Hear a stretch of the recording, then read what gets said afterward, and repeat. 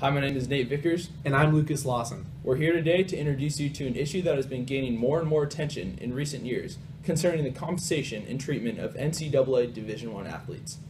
Many of you have probably heard some of the scandals and cases over the years involving high-performance scholarship athletes and the alleged illegal special treatment and compensation they received. We'd like to enlighten you with a brief overview of past cases that are relevant to this issue and the current state of affairs.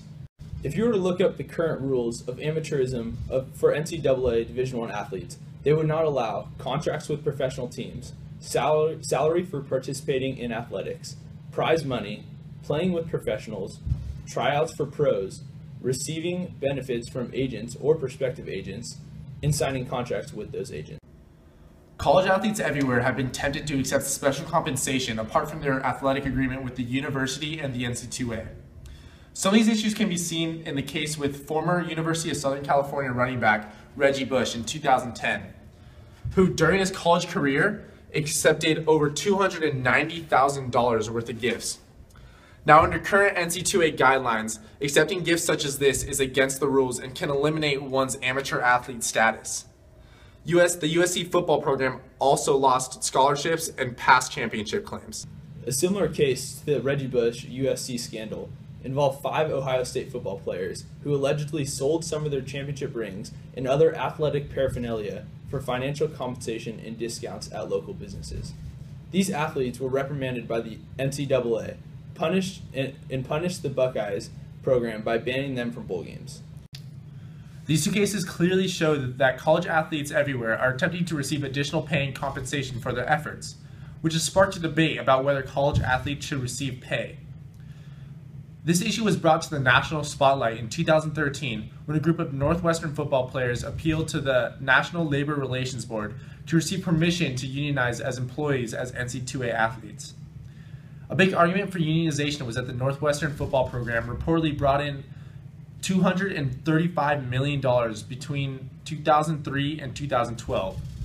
They also said that they spent 40 to 50 hours a week dedicated to football-related activities during the 3 to 4 month long season. The NLRB ruled that the Northwestern athletes had the right to vote for unionization. This case helped lead to the major trial decision this past summer, O'Banion versus the NCAA. The plaintiff, former UCLA basketball player Ed O'Banion, filed a suit as a representative of the NCAA men's football and basketball athletes. He claimed that the NCAA should financially compensate student athletes for their commercial use of his or her image.